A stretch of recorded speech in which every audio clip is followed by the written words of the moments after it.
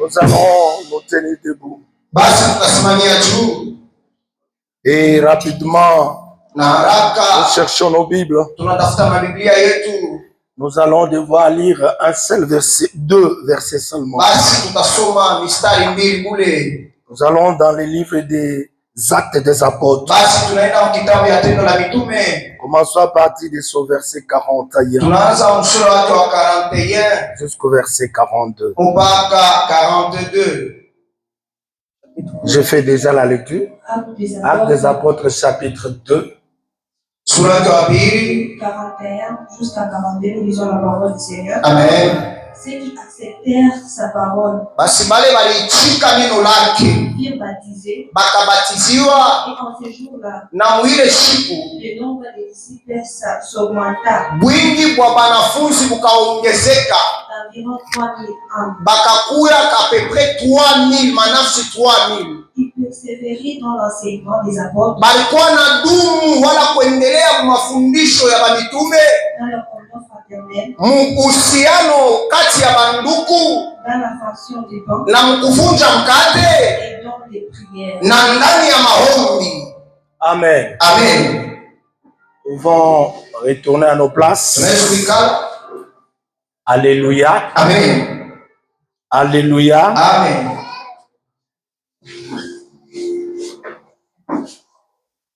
Chers frères et sœurs en Christ, j'ai un message aujourd'hui que Dieu m'a mis à cœur pour l'assemblée.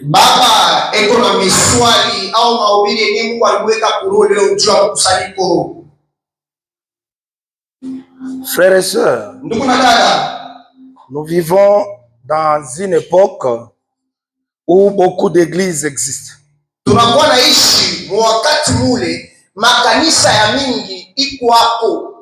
Mais toutes ne sont pas nécessairement vivantes.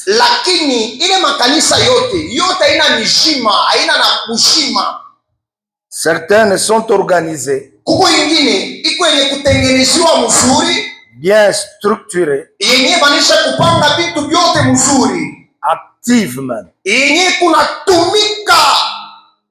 mais manque de vie spirituelle.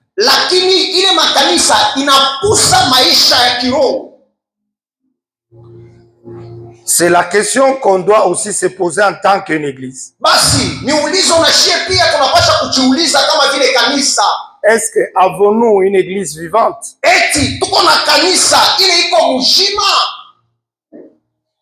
La Bible nous donne une réponse claire. Biblia inatupatia jibu yenye iko wazi. La Bible nous dit, Biblia inatuambia ceux qui acceptèrent sa parole furent baptisés. Bale baliitika neno lake bakabatizwa. En ces jours-là, na mwile siku le nombre de disciples augmenta d'environ 3000 âmes. Wingi wa wanafunzi ukaongezeka bakakuwa pepe 3000. Ils persévèrent dans l'enseignement des apôtres, Ni kusema balikuwa wanaendelea mu mafundisho ya mitume, dans la communion fraternelle, mkufunja mkate, dans la fraction du pain mkufunja mkate na uhusiano kati ya banduku et dans le prière. na kati ya maombi. Si vous remarquez bien, Kama munaangalia mzuri, pour ceux-là qui ont des Bibles à main, kubale beko na mabiblia mu mikono, on dit ils persévéraient où? Dans les prières. banasema balikuwa wanaendelea ndani ya maombi. Si vous regardez bien, le mot prière Kama munaangalia mzuri, ile msemo maombi est au pluriel. iko kuwingi, banaiweka kubia mingi bi maombi. Ce qui signifie que Inatafuta kusemezea ces gens ici ne s'arrêtaient pas. aba bantu, inatafuta kusema aba bantu abakwanze kuacha. Ils continuaient toujours. Ni kusema balikuwa wanaendelea paka, Ils priaient toujours. balikuwa naomba paka, Ils n'arrêtaient pas de prier. abakuache kuomba. Alléluia. Amina, Alléluia. amina.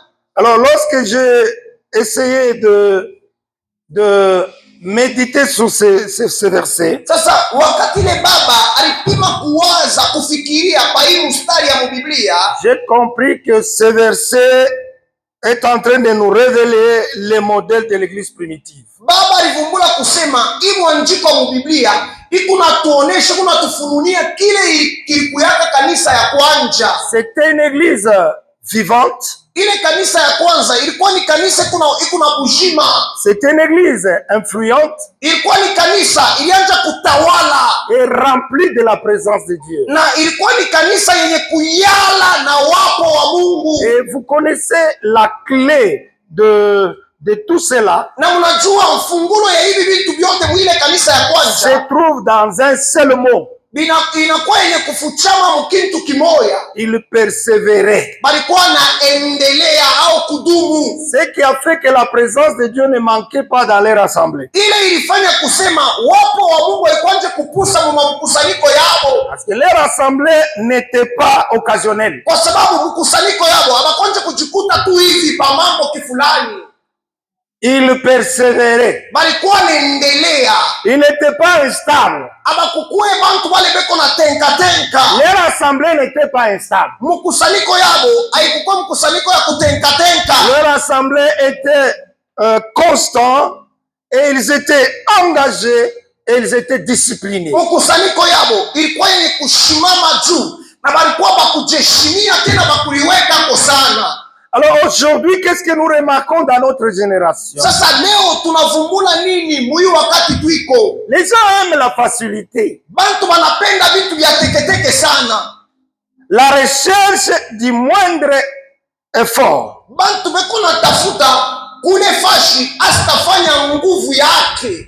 Mais la vie spirituelle Lakini maisha ya kiroho ne fonctionne pas avec la facilité. haitumikake na vitu vya teketeke. La croissance demande la constante. Kukomea kunalombaka mtu mwenye kushimama imara, Ça demande la constance. inalombaka mtu mwenye kushimama. La maturité demande la discipline. Bukubwa bunalombaka kuliheshimia. La puissance demande la persévérance. Nguvu inalombaka kuendelea. Si tu veux être puissant Kama unafia na dans uwezo ce que tu fais, mukile uko nafanya, tu dois être discipliné. unapasha kuwa kujeshimia, Tu dois être persévérant. unapasha kuwa mtu leko naendelea. Aujourd'hui, ça peut sembler compliqué, difficile. Leo vinaweza kuonekana sababu ya kufurushwa, sababu ya nguvu, Mais en ce que je chasse, lakini mkile binajua demain, kesho, comme tu es persévérant, sababu vile kwa mtu kunaendelea, comme tu as de la discipline, sababu vile kunajeshimia, tu iras de l'avant. utaenda kumbele. Église, amen. Mbele Tu iras de l'avant. utaenda kumbele. Et c'est ce qui a caractérisé le premier chrétien. na njo ile ilikuwa mifano ya Bakristo ba kwanja. Le premier chrétien, Bakristo ba kwanza, ce qui a été caractérisé, ile ilikuwa mifano yabo, ils étaient des chrétiens persévérants. ni kusema balikuwa Bakristo bale bakudumu, wala bakuchoka, bakuendelea. Ils n'étaient pas des chrétiens qui se décourageaient en cours de route. Abakukwe Bakristo bale banaweza kuchoka mu balabala.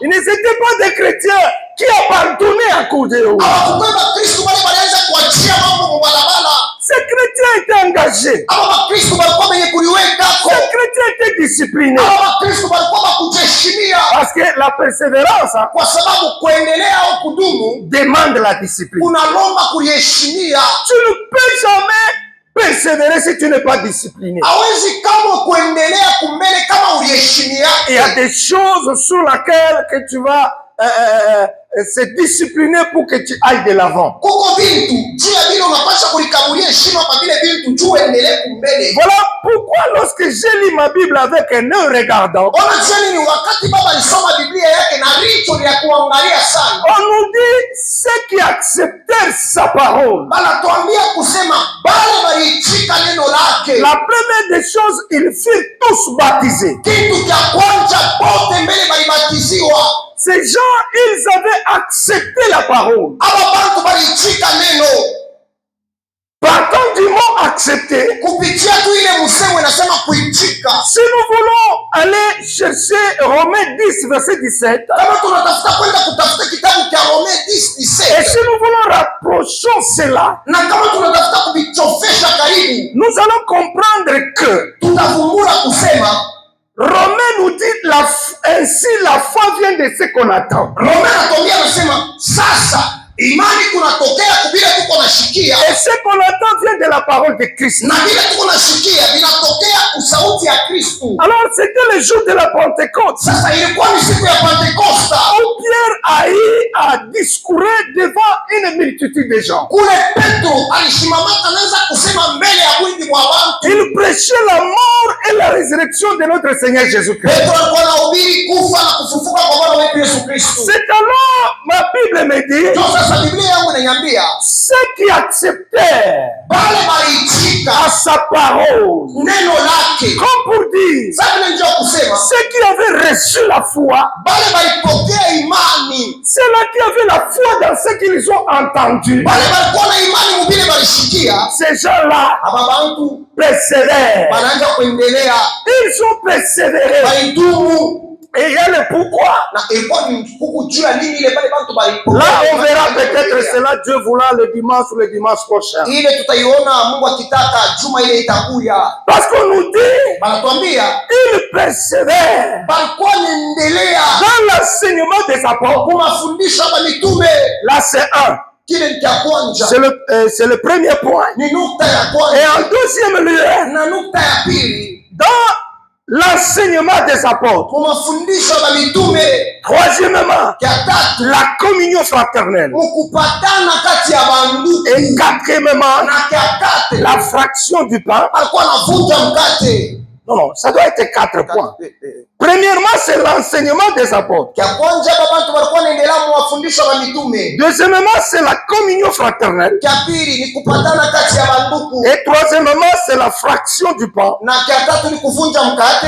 Et pour terminer, c'était il persévérait dans les prières. Na juu ya kumaliza balikuwa na dumu wala balikuwa naendelea ndani ya maombi. Alors j'ai compris qu'il y a 4 piliers sur lesquels l'église primitive se reposait. Sasa baba naelewa kulikuwa na misingi kama vile mafondation kate yule ya ile kanisa ya zamani ilikuwa yenye kusimamia. Voilà pourquoi j'intitule mon message Unajua nini mahubiri yetu ya leo tunaikaburia kishina les 4 piliers d'une église vivante. mamisingi kate ya kanisa yenye iko mshima. Est-ce qu'on peut dire amen? Amen. Est-ce qu'on peut dire amen? Amen. Les 4 piliers d'une église vivante. Mamusingi kate ya kanisa ile kumshima. L'église primitive primitive, kanisa ya zamani il persévérait ilikuwa inaendeleaka dans les enseignements des apôtres, ndani ya mafundisho ya mitume, dans la communion fraternelle, mukupatana kati ya bandugu, dans la communion, dans la fraction du pain mukuvunja mkate et dans les prières. na ndani ya maombi. Donc ces quatre choses, Ni kusema hivi vitu vitatu, c'est ce qui caractérisait la force de l'église primitive. hivi vitu vitatu ndio vilianza kufanya nguvu ya ile kanisa ya zamani. J'appellerais cela encore, c'était les secrets de l'église primitive. Baba Teita anasema ilikuwa ndio siri ya ile kanisa ya zamani. Tous ceux qui ont accepté la parole de Dieu, Ni kusema wale wote walichika neno la Mungu, ils ont pris la résolution de rester ensemble, walibeba mpango wa kuikala pamoja, de se réunir chaque fois. kwanza kukutana kila siku. Est-ce qu'on peut dire amen? Amen. De se réunir chaque fois. Kukutana kila siku. Un, pour écouter les enseignements. Kia kwanza ndio kushikia mafundisho. Deux, Kia pili pour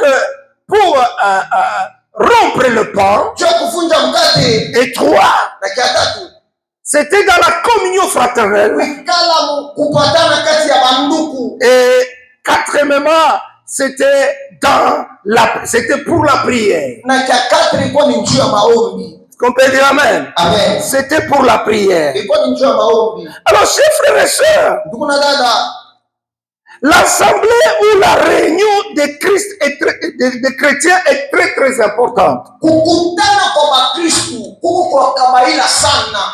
Il ne faut jamais négliger cela. Haipaswi kama kubeula ile, Parce que c'est ce qui a fait la force de l'église primitive. kwa sababu ile yonjo ilifanya nguvu ya ile kanisa ya zamani. Alléluia. Amen. Parce que leur réunion n'était pas une réunion occasionnelle. Kwa sababu mkusanyiko wa baba kwanza kujikuta paske peno kimambo kimoa hivi. Non. Hapana. Ils se réunissaient chaque jour et à tout moment. Balianza kujikutana kila siku na wakati yote. Et c'est ce qui leur donnait la force et qui gardait la présence de Dieu au milieu d'eux. Na ni ile ilianza kubapatia nguvu na ilianza kuchunga wapo wa Mungu katikati yao. Est-ce qu'on peut dire amen? Amen. Alors, chers frères et sœurs en Christ, Sasa ndugu na dada katika Kristo, ces quatre piliers hii mamusingi katre constituaient les secrets d'une église forte, vivante et en bonne santé spirituelle. hiyo ndio ilianza kufanya siri ya kanisa ya nguvu mzima na kanisa ile kuna afya njema mkiroho. S'il manque seulement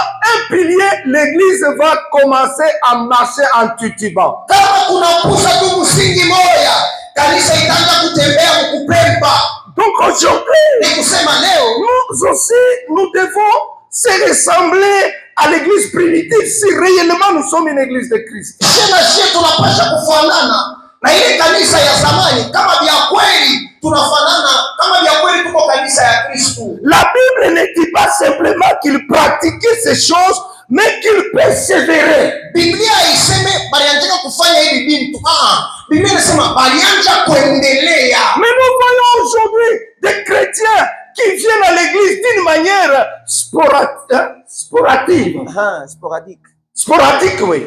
Tunaona leo Bakristo beko na kwa kumisa unamuna moya katakata anakuya anacha. Ils viennent quand ils le veulent. Beko nakuya ile sama napenda. Mais ce n'est pas ça l'exemple de l'église primitive. Haina vile mfano ya kanisa ya zamani. L'église primitive n'était pas comme ça. Kanisa ya zamani haikuwa vile. L'église primitive a gardé ces quatre secrets ou ces quatre piliers de l'église. Kanisa ya zamani ilichungaka ima msingi wala ima secret katre ya kanisa. Donc ils connaissaient l'importance de ces quatre piliers. Ni kusema ile kanisa ya zamani iliwaka bei ya ima msingi katre. Voilà pourquoi Unajua nini? la Bible ne nous dit pas qu'ils faisaient ça simplement, mais ils ne pratiquaient pas cela simplement. Biblia itaongea kusema bananjaka kuomba tu, kuvunja mkate, uhusiano kati ya banduku, kufuata mafundisho ya mitume, bananjaka kubifanya tu hivi bure. D'une Hapana. manière sporadique, Bakwanjaka kubifanya tu hivi, wanabifanya leo banacha. mais ils persévéraient dans cela. Lakini balikuwa wanaendelea muile mambo. Parce qu'ils avaient compris que c'est ce qui fait notre force. Kwa sababu balifumbulaka kusema hiki ndicho kunafanya nguvu yetu. doit savoir qu'il y a 4 piliers qu'il doit respecter. Mukristo wote anapasha kujua kusema kuko vitu vikatri bila anapasha kuheshimia. Cela signifie qu'il y avait une constance, une discipline, un engagement très profond. Ile inaonyesha kusema kulikuwa kuliwekako sana, kulikuwa kuliheshimia kwa nguvu sana mkanisa ya zamani. Est-ce qu'on peut dire amen? Amen. Est-ce qu'on peut dire amen? Amen. Et à la fois, leur manière de prier, mara nyingine namna yao ya kuomba, leur manière de rompre les pains, namna yao ya kuvunja mkate, leur manière de marcher avec leur Dieu, namna yao ya kutembea na Mungu wao était constante. ilikuwa yenye kushimama sana. À la fois, Mara nyingine c'était personnel, mara nyingine ilikuwa ni mtu yeye mwenyewe, et des fois c'était collectif. na mara nyingine ilikuwa ni bote. Est-ce qu'on peut dire amen? Amen. Parfois c'était collectif. Saa nyingine ilikuwa ni bote. Mais laisse-moi vous amener très loin. Lakini mniacheni nimepeleke mbali. Chers frères et sœurs en Christ, Ndugu na dada katika Kristo, il y a une grâce particulière kunakuwa neema ya kuachana na manema yote, neema ya kila mtu qui est promise, yenyewe ile banesha kutulaka, qui se réunissent à ceux qui se réunissent ensemble.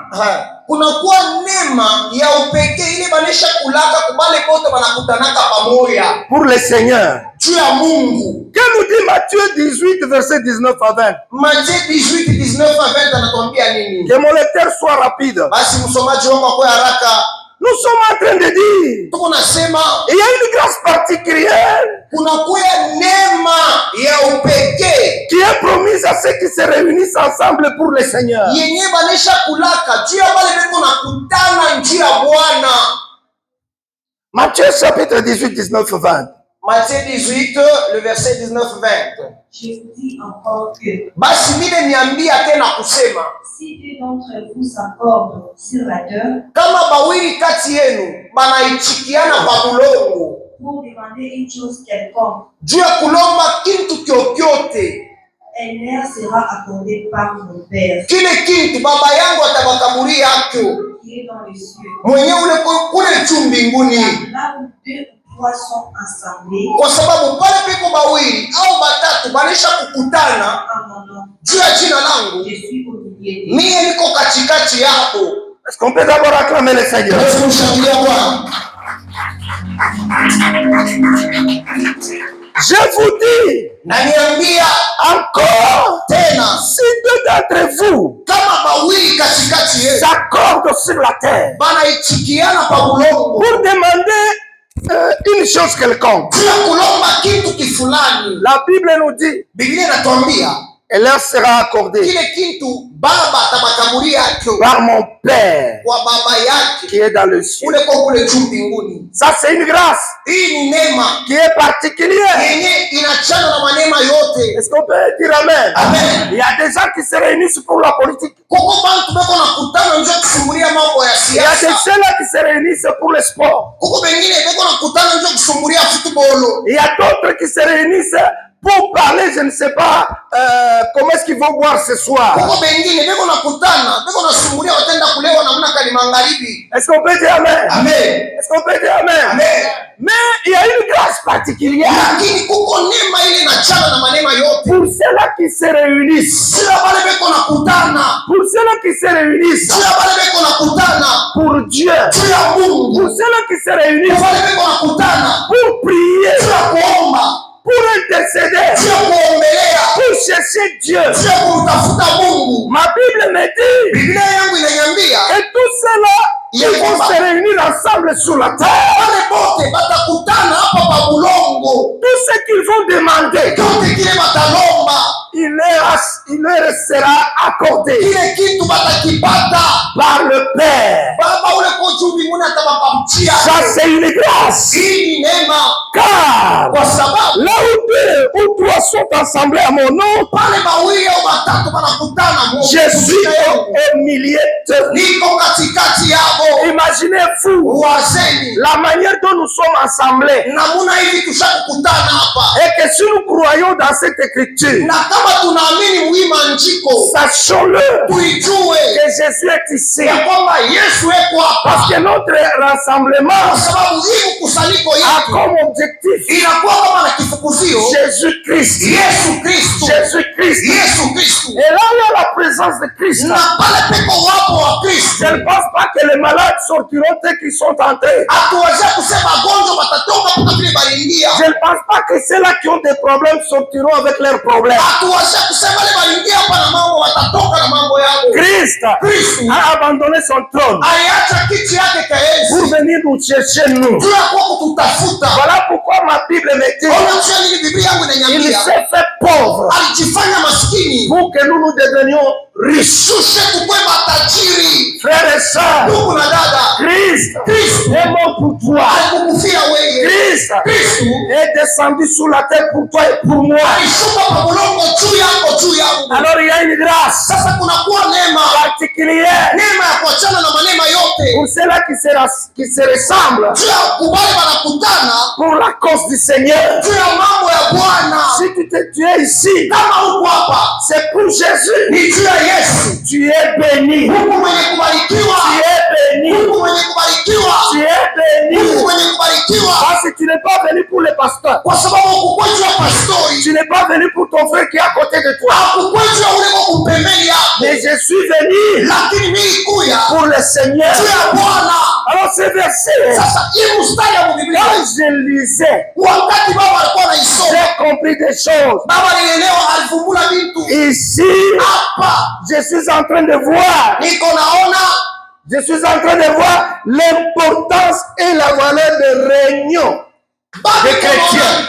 bei ya mkusanyiko ya Bakristo C'est très important ni ya kawaida sana, que les chrétiens puissent se réunir. ya kusema Bakristo bakutane, Et cela, na ile c'est pas seulement le dimanche. haina mpaka mjuma, Il y a mercredi, kuko il mercredi, y a vendredi. kuko Il vendredi, n'y a pas que ces 2 jours dans la semaine, haina mpaka hii mashuko mjuma moja, mais il y a aussi d'autres organisations. lakini mashuku ingine banatengenezaka maombi ingine. Ça peut arriver que nous organisons un séminaire. Haiwezi kufikia kusema tunatengeneza seminari. Ça peut arriver qu'il y a une réunion des jeunes. Inaweza kufikia kusema kunakuwa mkusanyiko ya vijana. Même la répétition aussi entre toujours dans le même sens. Atakuwa kurepetition kufanya mimbo na hiyo ni ingia kama mkusanyiko. Donc ici, Ni kusema hapa j'ai vu et j'ai compris que la réunion des chrétiens est très importante. baba alivumbula, anasema mkusanyiko ya Bakristo ni ya maana sana, Parce que les chrétiens de l'église primitive, kwa sababu Bakristo bamwile kanisa ya zamani ils se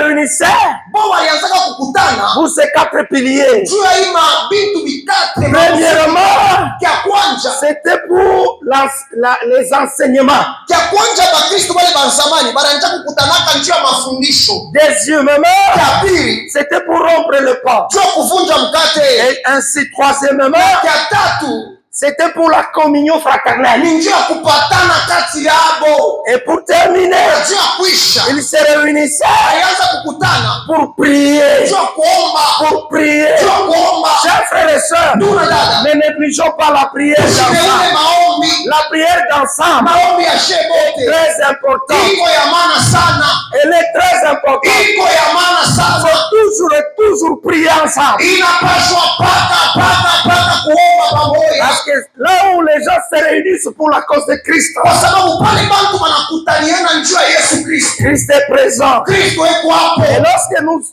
nous sommes mis d'accord na wakati shebote tulichikiana pour demander quelque chose, juu ya kuomba kitu kimoja, sachons-le tujue que Dieu ya kwamba Mungu va nous exaucer. atatujibu. C'est parce que quelque part, Ni kwa sababu fasi mwa hivi, lorsque nous nous réunissons, wakati tunakutana, il y a d'autres gens qui ne se parlent pas entre eux. kuko watu wengine basha kushirikianaka, Et cependant, ni wakati ile ils s'agenouillent ensemble. beko napiga magoti pamoja, Ils cherchent à ce que Dieu leur donne ce qu'ils cherchent. beko natafuta kusema Mungu awakabulie vile beko natafuta. La Bible Biblia ne se contredira jamais. Biblia haitajikataliaka kamwe. La Bible Biblia ne se contredira jamais. haitasemaka kama mkipindupindu. N'est-ce pas Jésus qui dit, Aina Yesu anasema sa parole, neno lake, sa parole, neno ya même un iota ataka ne kipande passera pas. akatapitaka. Comme pour dire, Sasa nimejua kusema ce que Dieu a déjà dit,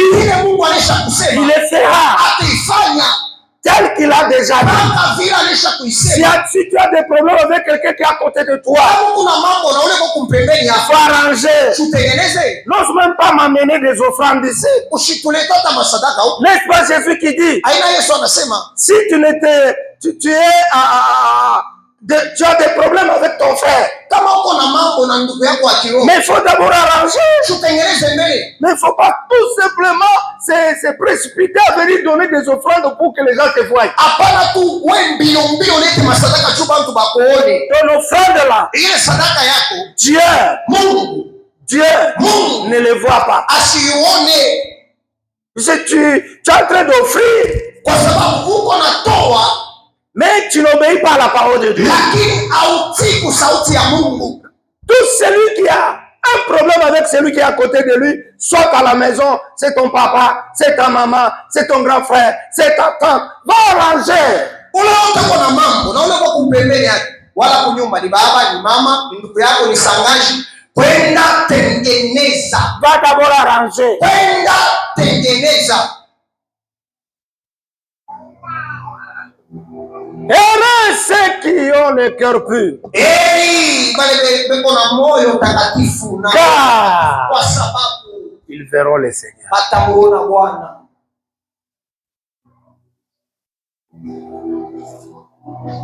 Heureux ceux qui mettent des hommes et des femmes ensemble. Bale beko na weka bababa na bamama pamoja.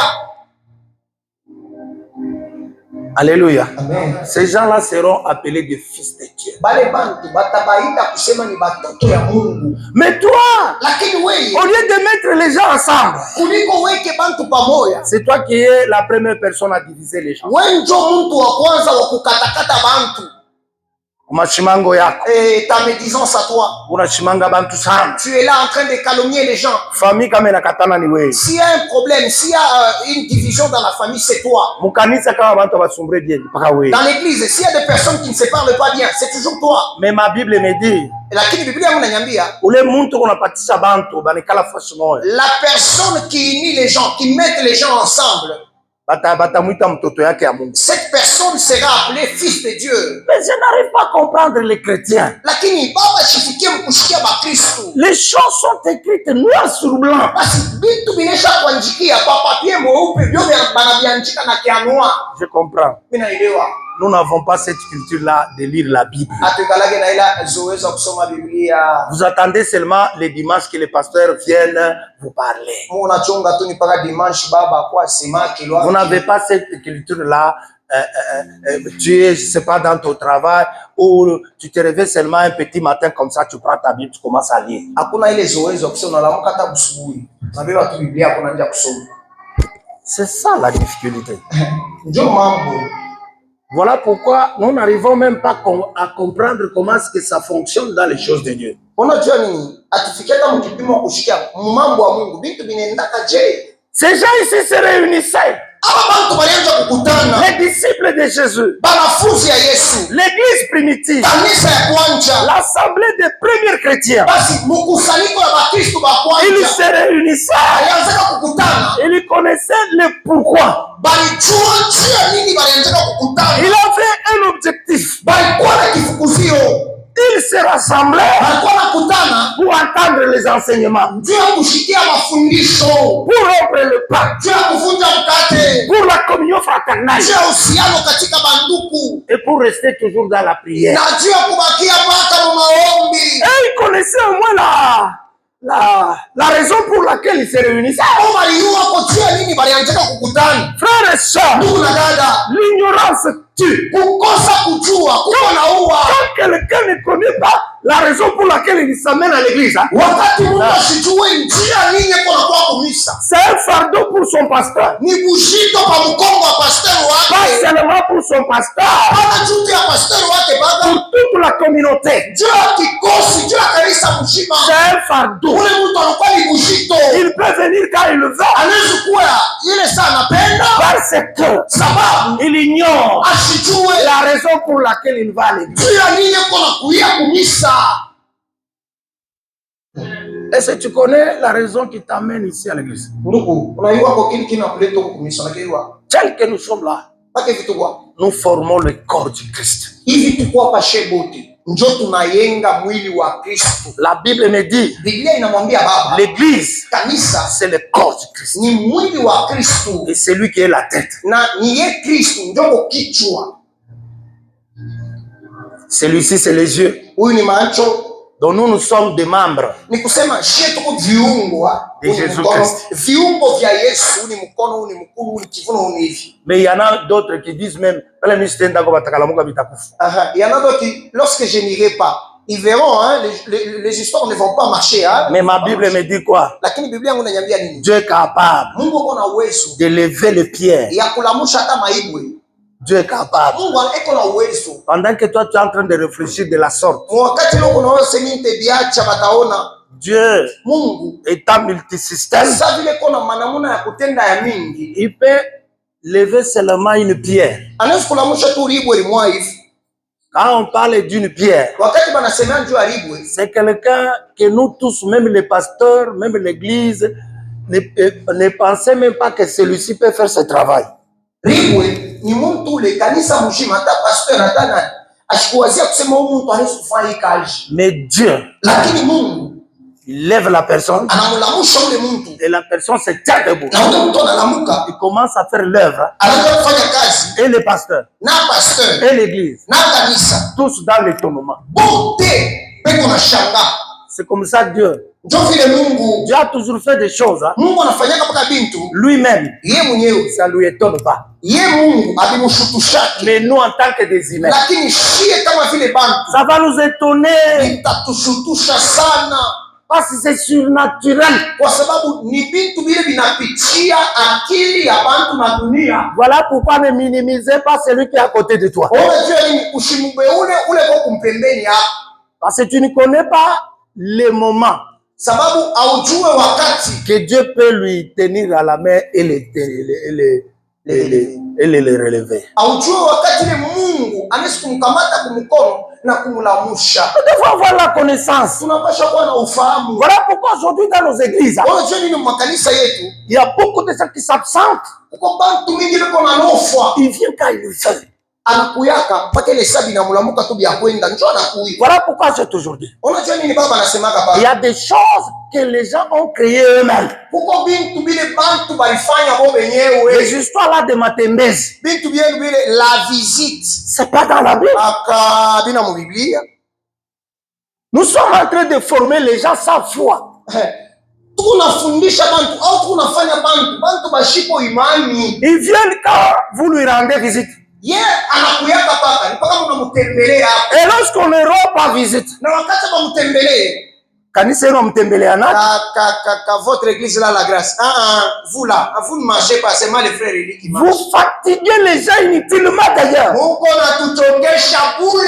Les gens viennent te rendre visite. Batu wanakuwa kutembelea. Et puis demain, tu ne viens même pas. Na kesho au kwata kwa mikono mambo kufula. Et quand on te pose la question, Wakati wanakuuliza, Baba Kaji, papa, le travail. ils ne sont pas acclamés les Seigneurs. Tunaweza kumshangilia Bwana.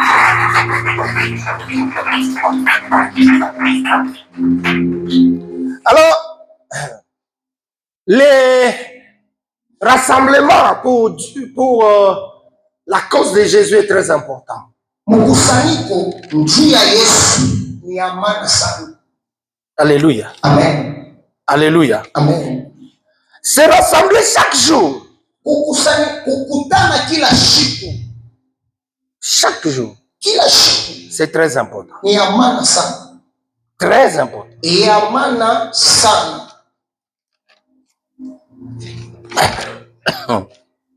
Oh là là, le temps me fait défaut que pendant que la matière est très. Wakati Yeah. Que Dieu nous aide. si Mungu atusaidie. Alléluia. Amen. Alors je disais, Sasa baba anaanza kusema le peuple de Dieu doit chaque fois se rassembler. taifa ya Mungu inapaswa mara yote kwanja kukutana. Vous savez la raison pour laquelle nous devons toujours nous rassembler. Unajua sababu juu ya ile tunapaswa mara yote kwanja kukutana. C'est pour éviter la régression spirituelle. Tunapaswa kukutana kila siku njoo kuepuka kuluria kumkongo mkiroho. Pour éviter la régression spirituelle. Njoo kuepuka kuluria kumkongo mkiroho. Beaucoup de gens sont déjà régressés spirituellement. Bantu mingi bashakuluriaga kumkongo mkiroho. Est-ce qu'on peut dire amen? Amen. Beaucoup de gens ne sont plus comme ils étaient avant. Bantu mingi abana tena sawa vile balikuwaka zamani. Avant ils étaient fervents. Zamani balikuwaka bakurieka kosana. Avant ils étaient vraiment très chauds. Zamani balikuwaka moto. Mais aujourd'hui c'est plus le cas. Lakini leo hii abina tena vile. Mais nous connaissons les problèmes. Lakini shie tunayua tu mambo ni nini. C'est le fait de ne pas se réunir ensemble avec tes frères. Mambo iko natokea ni mwile wakati aupende kukutana pamoja na banduku yako ba mkikristo. Voilà ce qui fait que tu as commencé maintenant à régresser. Ona ile kunafanya unaanza sasa kuluria mkongo. La fréquentation des membres d'une église, hein? Kukutana kwa bantu ba mkanisa. À la réunion de prière, kumkusanyiko ya maombi, à l'enseignement, kumafundisho, à la communion fraternelle, mkupatana kati ya banduku, à la fraction du pain, kuvunja mkate, ou aux autres activités de l'église. wala kumakazi nyingine ya kukanisa. Cela constitue le thermomètre d'une vie spirituelle. Ile ndio inakuwa kipimo ya maisha ya kiroho. Le thermomètre, c'est un instrument qui mesure ou qui indique la température. Thermomètre inakuya ni kaappareil ka kitu kama kale kanapimaka kivukutu, pour savoir si la personne a de la fièvre ou pas. Juu ya kuyua ule mtu kama kuna maungu moto sana au hapana. Alors que d'une manière contraire, sasa unamuna kama tunafia kubisema mkugeuka, celui qui a la fièvre spirituellement, ule kuna maungu moto mkiroho, il est bon devant le Seigneur. Eko kumpendeza Mungu. Celui qui n'a pas la fièvre dans le Seigneur, basi ule ana na maungu moto ndani ya Bwana, il n'est pas bon pour Dieu. Asimpendeze Mungu. Voilà pourquoi ma Bible me dit, ni Biblia yangu inaniambia dans l'Apocalypse, Ufunuo, comme tu n'es ni chaud, ni froid, je vais faire quoi? Je vais te vomir. Alléluia. Amen. Alléluia. Amen. Tu dois être soit chaud.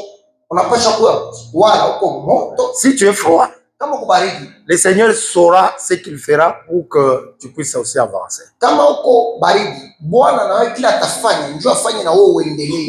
de gens ont déjà perdu leur ferveur. Ils ne sont plus chauds. Église, amen. Amen. Ils ne sont plus comme avant.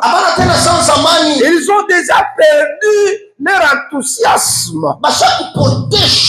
Et si nous voulons aller très loin, même à la maison de tels gens, ils ne prient jamais. Ils n'ont même pas le temps de prier. Ils n'ont même pas le temps d'ouvrir la Bible. Ils n'ont même pas le temps d'écouter même la prédication à la radio. Ils sont déjà foutus. Église, amen. Amen. Église, amen. Amen. Se rassembler chaque jour. Chaque membre. Dans l'Ancien Testament et dans l'Église primitive plutôt. Moi, je ne pense pas qu'on les exhortait. Baba shozese baranjeka kwenda ona ukuyeko. Beba unabasubutisha ukuyeko tushilofe. Parce que la Bible me dit qu'ils persévéraient. Juu Biblia inasema balianza kuendelea. Parce qu'ils avaient reçu la foi. Juu walipokea imani. Parce qu'ils avaient accepté la parole que Pierre leur a discourue. Juu balichitaka ile neno Petro alibambiaka. Alors c'est la foi. Sasa ni imani qui les poussait juu ilikuwa na basukuma d'aller chaque jour se réunir ensemble. Ni imani juu ilikuwa na basukuma kwenda kila siku kukutana pamoja. La foi que vous voyez, imani unaona, ça peut monter, inaweza kupanda, ça peut descendre. inaweza kushuka. Il y a des gens kuko bantu à qui leur foi bale imani yako et déjà, je ne sais pas si on les mettait les thermomètres. kuko bantu wengine imani yako kama banamweka thermomètre, ça va indiquer peut-être 0. Ni 0 tu, hamuna kitu. Il n'y a rien. Il n'y a plus rien là. Hamuna tena kitu. Alors, sasa pour aujourd'hui, juu ya leo, si ces gens-là, on les exhortait pas.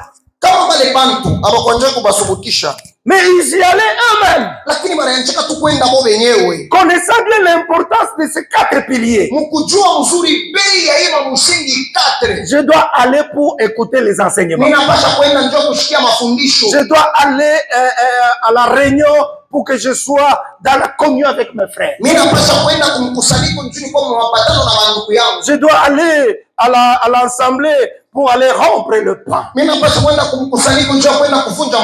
Je dois aller à la réunion pour prier ensemble. Ces gens-là savaient cela. Si aujourd'hui, nous aussi, nous arrivons à comprendre cela. Je ne pense pas que quelqu'un attendra ce qu'on vienne l'exhorter pour qu'il vienne.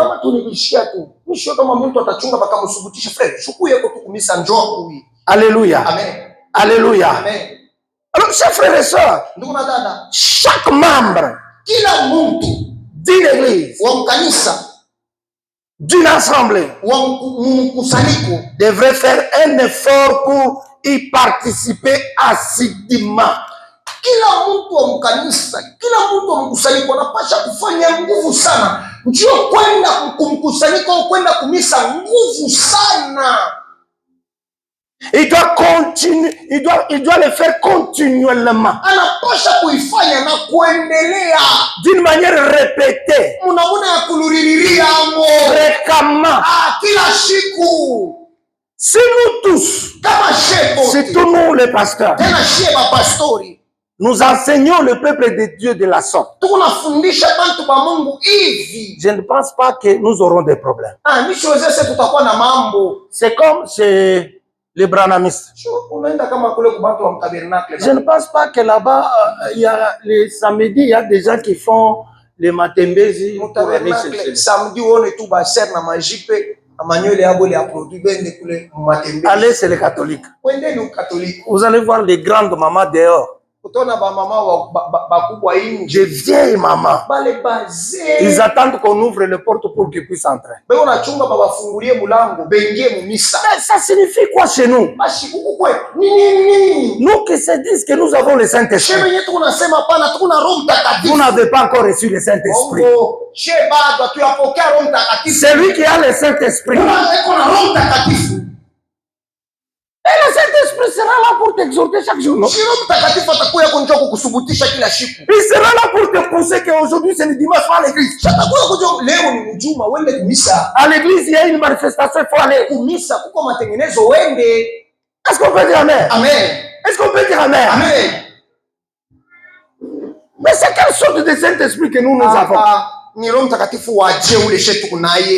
se dit des chrétiens. Nous sommes des chrétiens. Bon, vous êtes des chrétiens. Hein? Oh, c'est bon. Tu es chrétien. Nous, on ne refuse pas. Notre thermomètre, c'est l'église primitive.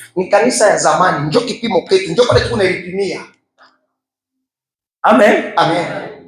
Amen. Amen. C'est l'église primitive. Basi ni kanisa ya kwanza. Est-ce que tu es en train de se comporter comme les chrétiens, le premier chrétien? Eti uko nafanya matabia yako ikusaba ile bakristo ba kwanza. Ah, c'est fort, hein? Même moi-même, ça me dépasse ce que le Seigneur m'a dit. Ata baba inatupitia tu, inapita. Est-ce qu'on peut d'abord acclamer le Seigneur?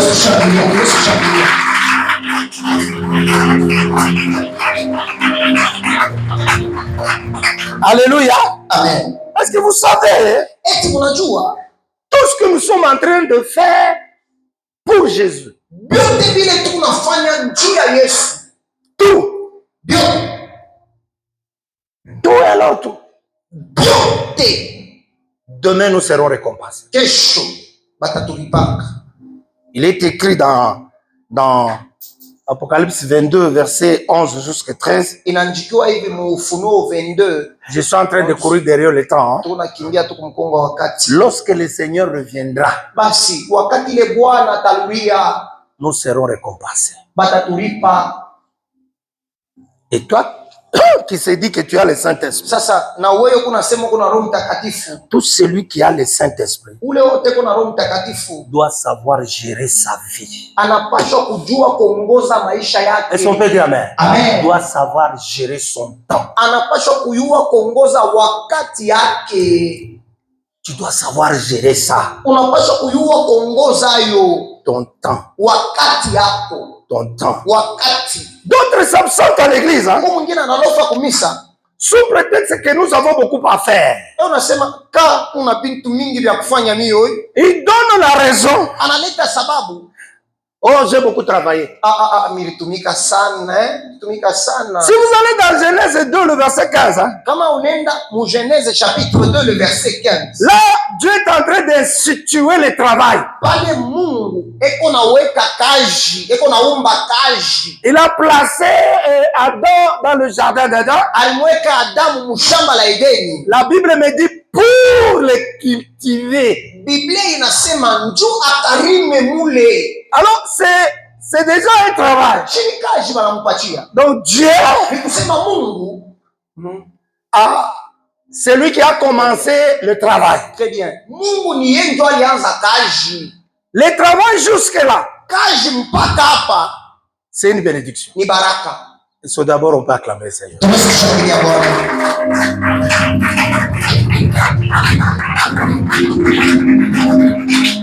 Maintenant, Sasa quand est-ce que le travail devient une malédiction? wakati kanile kazi na kwa laana.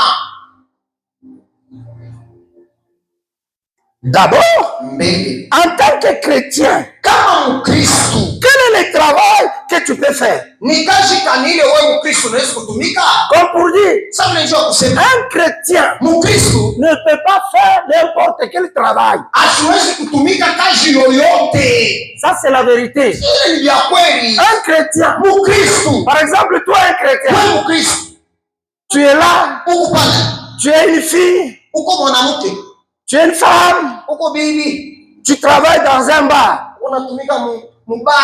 C'est toi qui, on les appelle comment? Les servants. Très bien. Ni wewe njoo huku napelekea. Ça, c'est un travail de chrétien, ça. Ile kazi ya Wakristo. Et pendant que tu viens servir les gens, Wakati leo unaenda kupelekea mtu ya baridi. il y a les gens qui te tapent des fessées. Mwingine akupika kwa kaluti we. Et dit, tu es belle, hein? Kaka zuri. Tu rigoles même. Wacheka na kucheka. Et puis toi-même, tu te dis, Kisha uniona sema. Dieu m'a donné un travail. Unganipa chaka. Laisse-moi te dire, Acha kwa. c'est le diable qui t'a donné ce travail-là. Shetani njoo kuchele kazi. Ils ne sont pas acclamés très fort. Tumeshangilia kwa sana.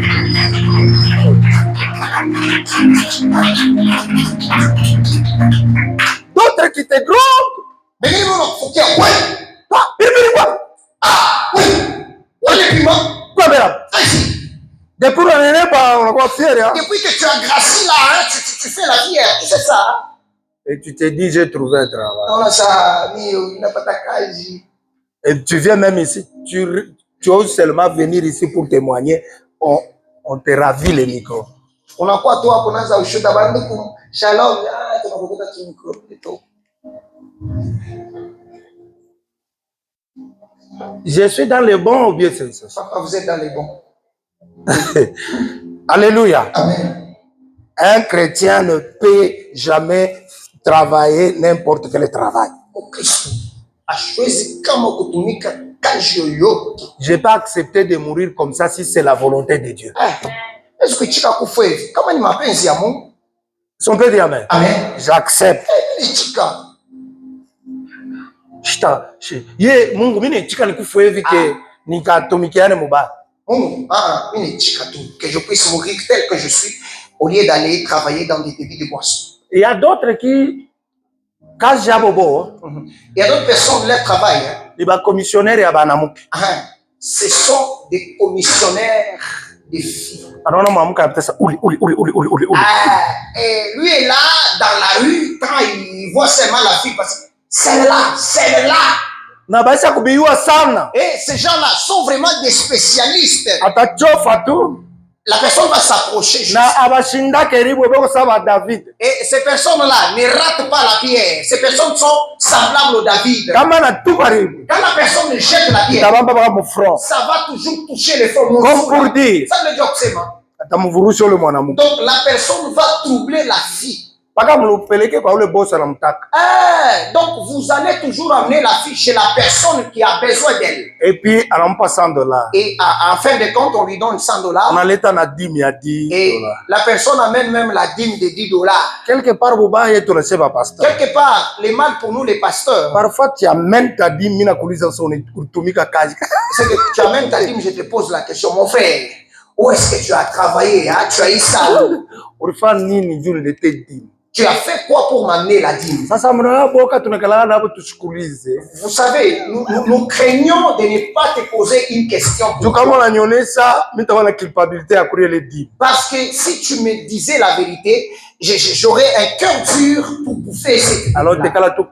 Alors, qu'est-ce que je ferai? Je vais garder silence. Et je vais prier même pour toi. Alors que je dois te poser réellement la question, qu'est-ce que tu as fait pour donner ta dîme? Mes amis pasteurs, vous qui me suivez sur les réseaux, si on t'a amené la dîme, pose quand même la question, où est-ce que tu as eu cela? Sont acclamés, Seigneur.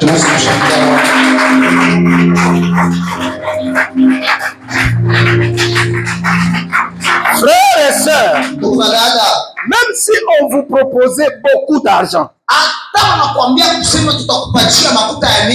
le travail là n'est pas dans la volonté de Dieu, il faut refuser. Parfois, le diable peut s'organiser pour chercher à nous attirer chez lui. On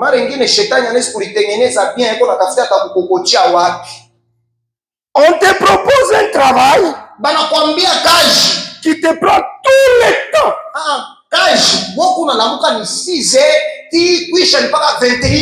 Tu travailles lundi, du lundi au lundi.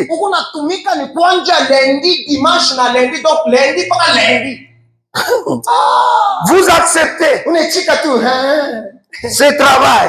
Il est cash. Bon, quand est-ce que vous aurez le temps d'aller à l'église? Puisque tu te dis chrétien, non? Par rapport au verset que nous venons de lire, un chrétien doit censé chaque fois se réunir avec les autres.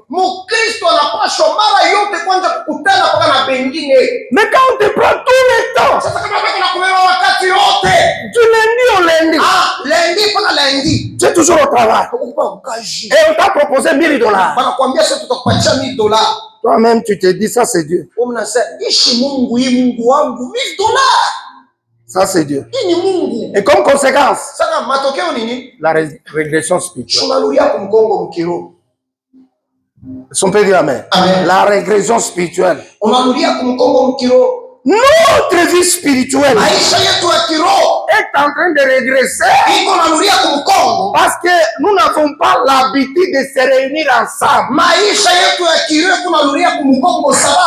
Hatuna nazo uwezo ya kukutana pamoja. D'ailleurs, quand on se réunit là, Mais wakati hivi tunakutana pamoja,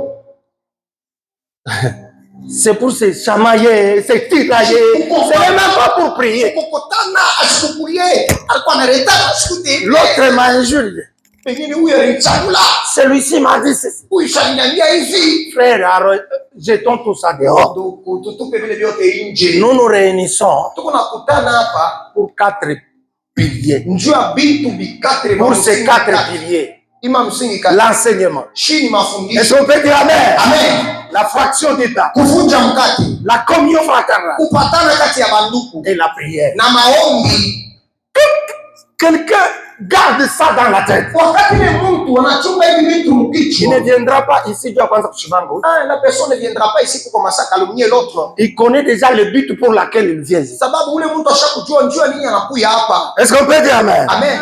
Est-ce qu'on peut dire amen? Amen. Nous devons savoir Tunapaswa kujua que selon la Bible, ya kwamba kufuatana na Biblia notre vie spirituelle maisha yetu ya kiroho doit monter. inapaswa kupanda, Monter. kupanda, Monter. kupanda, Monter. kupanda tena. Il y a des gens qui ont soif et il y a d'autres qui sont en train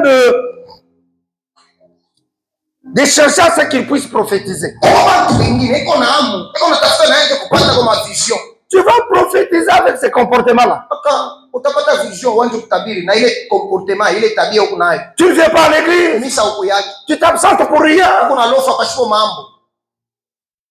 Et puis tu te dis chrétien. Kisha unasema mimi niko Mkristo. Prenons le thermomètre. Tubebe kipimo. L'église primitive. Ile kanisa ya zamani ile. On te compare par rapport à cette église-là. Tunakupima wewe Mkristo wa leo na wale Bakristo ba kwanza wa mwele kanisa kwa tukupima. Ça ne se correspond pas. Ça ne se correspond pas. Abieneana bifanane. Alléluia. Amen. Alléluia. Amen. Il y a d'autres qui ne viennent pas à cause du travail. Hein. Kwa wengine mshitenga tu nikaja sheiko yake ndio akaja. Oh, on va commencer à me payer beaucoup. Batanja kunilipa vya mingi. Et quand tu rentres à la maison fatigué, Wakati unarudia kunyumba wa kuchoka. Et tu n'as même pas le temps de prier. Hauna hata na saa kuomba. Et tu es content de ce travail. Hein? Unafurahiwa jua ile kazi. Et tu te dis, Dieu m'a donné du travail. Unasema basi Mungu ananipatia kazi. Et comme je n'ai pas à faire maintenant, Ile shina na kufanya sasa. j'accepte seulement. Mimi nichika tu. Est-ce que le travail là Eti ile kazi est dans la volonté de Dieu? iko mu mapenzi ya Mungu. Il est 11h20 minutes. Hein? Je vais prendre au moins 5 à 10 minutes et puis je vais arrêter. Tutabeba tu 5 à 20 minutes, 3h20. Je sens que c'est important ce que je suis en train d'enseigner. Est-ce qu'on peut dire amen? Amen. C'est très important. Moi-même, je le sens que c'est très important. Je n'ai pas arrêté de vous dire allez retourner à la maison. Alors que notre but, c'est pour que notre assemblée rencontre le Seigneur. Église amen. Amen. Église amen. Amen. Est-ce que ce travail-là est dans la volonté de Dieu?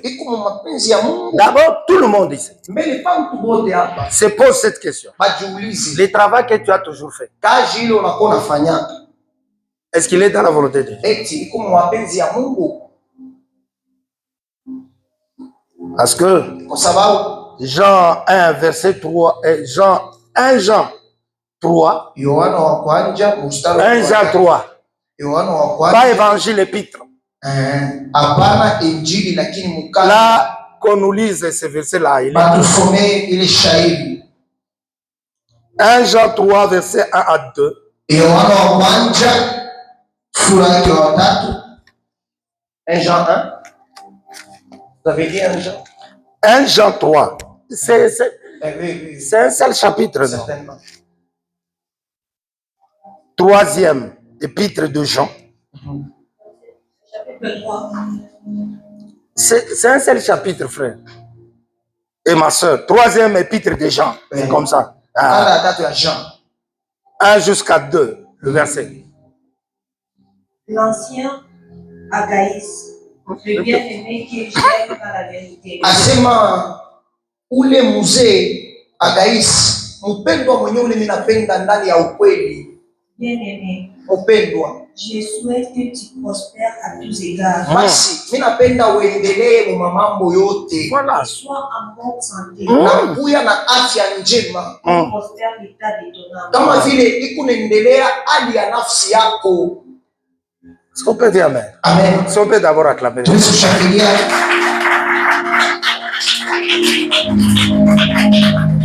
Même moi aujourd'hui, mon souhait est que tu prospères à tous égards, comme prospère l'état de ton âme. C'est là où se pose la question. Est-ce que ton âme prospère? Pour qu'une âme prospère, ça prospère avec la parole de Dieu. Ça prospère avec la prière. Mais j'étais en train de souhaiter à la Sia Agaïs. Il dit, d'abord il dit que j'aime dans la vérité. En tout cas, je vous aime tous au nom de Jésus. Je vous aime au nom de Jésus. Et je souhaite que vous prospériez à tous égards.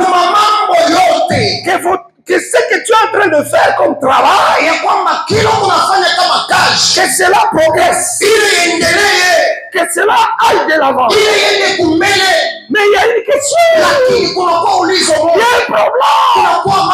Il faut prospérer à tous égards.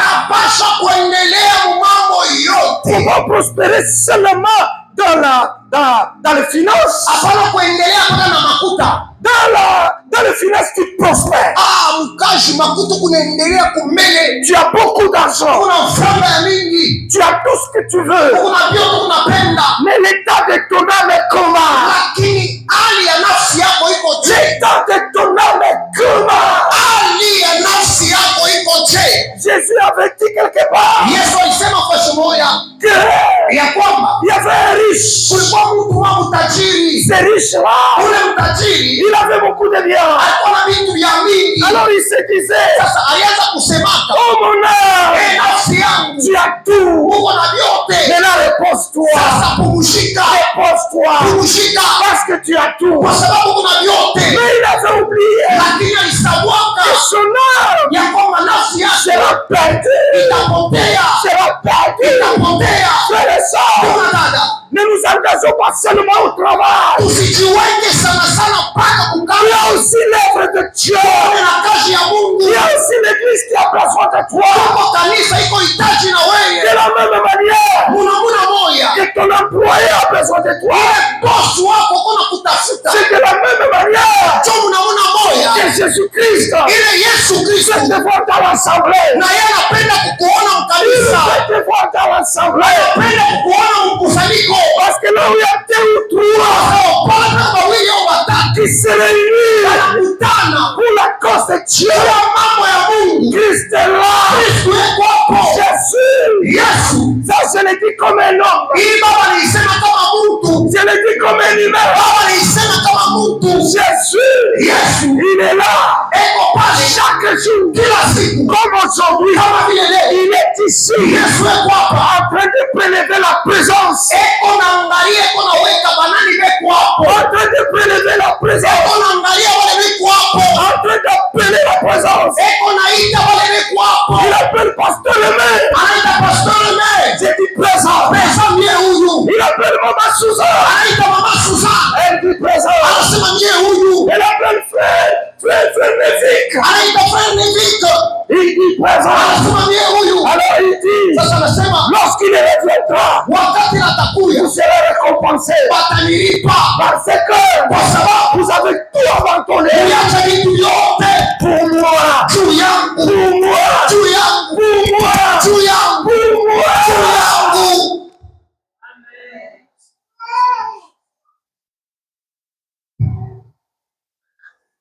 Dans ton temps, il y a aussi le temps de Dieu. Parce que c'est lui qui nous fait grâce pour que nous puissions nous réveiller ce matin. C'est lui. S'il refuse seulement qu'aujourd'hui tu ne vas pas te réveiller, tu seras un cadavre.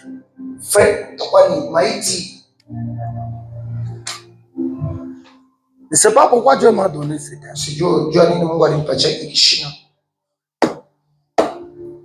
C'est pour toi, c'est pour moi. On n'a pas le temps de donner des témoignages. À cette heure, moi, je serai déjà à Kinshasa. Parce que là où je travaillais, il fait un moment là où on avait assaini. Et la directrice était venue me voir.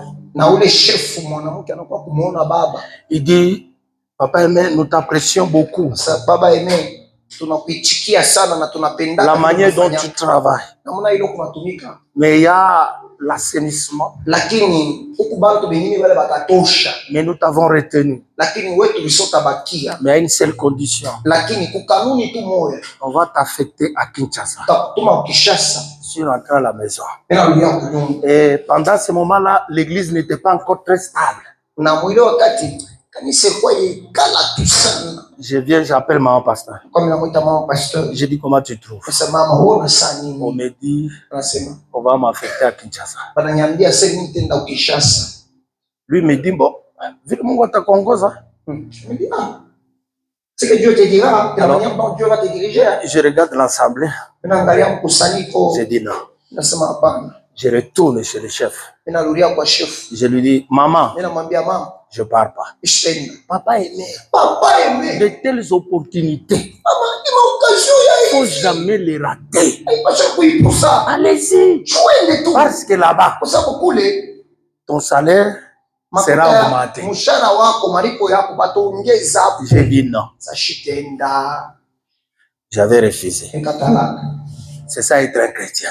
Je suis là. Je suis là. Et quand on avait fermé des portes, voyez-moi d'abord seulement la santé que j'ai. Est-ce que tu peux penser que cet homme ici... Je suis là. Je suis là. Je suis là. Je prêche Christ. Et je ne manque rien. Je vous dis la vérité. Dieu me donne tout ce dont j'ai besoin. Et à chaque fois, j'ai de l'amertume. Je me fais des soucis pour quelque chose. J'entendrai seulement un coup de téléphone. Soit à Kolwezi, soit quelque part. Papa, je t'envoie 50 000. J'ai dit, ça c'est Dieu, ça. Ça c'est Dieu. Mais vous, vous êtes en train de vous bloquer vous-même. L'église, hein? Nous venons pour honorer Dieu. Est-ce qu'on peut dire Amen? Amen. Que personne ne te trompe. Oh non. Il dimanche rien. C'est dimanche tu es à l'église. L'autre aussi tu es à l'église. Pourquoi ça? Toi-même là c'est la folie. Toi là tu es devenu maman pasteur ou quoi? Dis-lui que il y a 4 piliers que je dois respecter en tant que chrétien. Église, amen. Amen. En tant que chrétien. Et pour découvrir que un travail vient de Dieu, le travail qui est dans la volonté de Dieu doit t'aider à monter spirituellement. Est-ce qu'on peut dire amen? Amen. À monter spirituellement. Je me répète, tout travail qui vient de Dieu va t'aider à ce que tu progresses, à ce que tu montes spirituellement. Quand ton travail devient un problème avec ta vie spirituelle, il faut arrêter. Je vous dis la vérité. Église, amen. Amen. Église, amen. Amen. Si ta vie spirituelle commence à bouger à cause du travail séculier, le travail à mouiller. Oui, kazi ya mwili. À cause du travail séculier, kazi ya mwili. Je te dis la vérité. Même Dieu n'est pas content. Même Dieu n'est pas content. Nous chrétiens, on est limité. Et c'est là en toute chose. En toute chose, on est limité par une borne. Une borne. Une borne. Voilà. Il y a une borne. Et vous connaissez ces bornes-là? Cette borne, c'est le Seigneur Jésus-Christ. Elles sont pédées, amen. Cette borne, c'est le Seigneur Jésus. Je ne peux rien faire qui n'honore pas le nom de Jésus. Je ne peux rien faire qui n'élève pas le nom de Jésus. Jésus, c'est ça la borne. Nous avons des limites. Nous, en tant que des chrétiens, nous avons des limites. Et notre borne, c'est Jésus. Est-ce que ce que tu fais là, est-ce que ça élève Jésus? Est-ce que ce que tu fais, ça honore son nom? Ou tu le fais seulement pour que tu te réjouisses toi-même? Il y a d'autres travails qui tuent la vie spirituelle. Est-ce qu'on peut dire amen? Il y a d'autres travails qui tuent la vie spirituelle. Frère, ne soyez pas pressés. Comme je ne fais rien. Dès qu'elle me dit ma Bible, toute chose à son temps. Est-ce que toi tu penses que Dieu ne sait pas que tu as besoin du travail? Dieu le sait. Dieu ne sait pas que tu as beaucoup étudié. Dieu sait que tu as des diplômes. Mais toute chose à son temps. Vous savez, quand tu fais quelque chose qui n'est pas dans le temps de Dieu, la chose que tu es en train de faire est en train d'honorer le diable. Tu le fais pour le diable. Tu le fais pour le compte du monde des ténèbres. Tu ne le fais pas pour Dieu. Oh, c'est le travail. Frère Toutoumikène, vous n'avez pas encore compris. Vous n'avez pas encore compris. Alléluia. Amen. Alléluia. Amen. Là, j'aime. J'avais donné ici une parole d'honneur. Avant qu'on fasse la Sainte Sainte, j'avais dit ceci à la fin. Moi, en tant que pasteur responsable, j'ai dit, même ceux-là qui ont l'habitude de voyager, ils ne se déplaceront pas jusqu'à ce qu'ils vont s'approcher à la table du Seigneur. Ah, j'ai aimé le frère Ogi. J'ai aimé le frère Chris. Ils ont fait tout pour qu'il soit là. Et il m'appelait toujours au téléphone. Pendant qu'ils avaient voyagé avant la Sainte Sainte. Papa, on est en train de s'arranger pour faire tout, nous soyons là. Et le dimanche ou le vendredi ou le samedi, je reçois mon téléphone, un coup de téléphone est tombé. Le frère qui m'appelle, papa, je suis déjà à Lubumbashi. J'ai dit que Dieu te bénisse. Et le dimanche, le frère qui m'appelle, papa, je suis déjà à Lubumbashi. J'ai dit que Dieu te bénisse. Voilà! Obéissez à vos conducteurs! C'est comme ça qu'Hébreu nous a dit. Lorsque vous obéissez à vos conducteurs, tout ce qu'il est en train de faire, ça va te bénir. Puisqu'il est en train de le faire, ça remords, bila buchungu vous serez bénis. utabarikiwa. Mais lorsque Lakini wakati il est fait avec remords, kuna ubiri na buchungu, au lieu que vous soyez bénis, vous serez maudits. Uliko mubarikiwe, mutalainiwa. En tout cas, frère Christ, que Dieu te bénisse. Frère Christ, Mungu akubariki. Tout travail qui n'est pas dans la volonté de Dieu, kazi yote ila ina mapenzi ya Mungu, il faut arrêter. inapaswa kuiacha. Parce que ce travail-là, Kwa sababu ile kazi tu es en train de le faire pour le diable. uko unamfanyia shetani, Tu ne le fais pas pour Dieu. hauifanyi juu ya Mungu. Parce que ce travail-là Kwa sababu ile kazi t'empêche de venir participer au culte. iko na kushindisha kwa kumisa. Voilà pourquoi j'avais dit, Unajua nini baba alisema? tout chrétien qui a le Saint-Esprit, Mkristo wote leo kuna Roho Mtakatifu. il doit quand même savoir gérer les temps. Unapaswa kujua kama kuongoza wakati.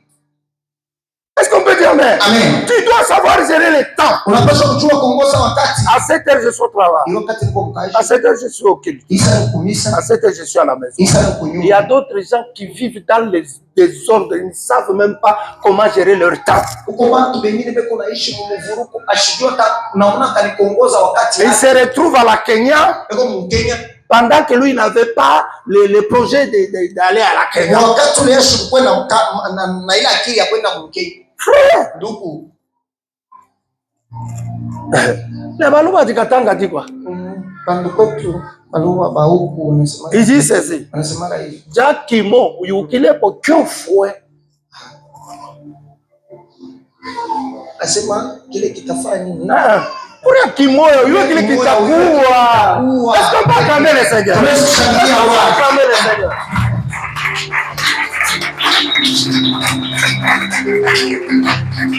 Qu'est-ce qui va te tuer?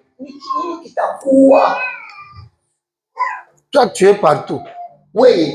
Huku mkubwa fashi yote, dada fashi yote. Partout. Fashi yote. Tu es là. Kwa frère. Ndugu. Ce que nous sommes en train de faire ici, c'est l'œuvre de Dieu. Ni kazi ya Mungu. Vous-même, wewe mwenyewe, partant seulement de ces messages, kupitia tu mafundisho, mettez ça sur la balance. Muiweke pale. Mettez ça sur la balance. Muiweke pa kipimo. Vous ne comprenez pas que c'est Dieu qui est en train de vous interpeller. Amona sema ni Mungu kuna mita.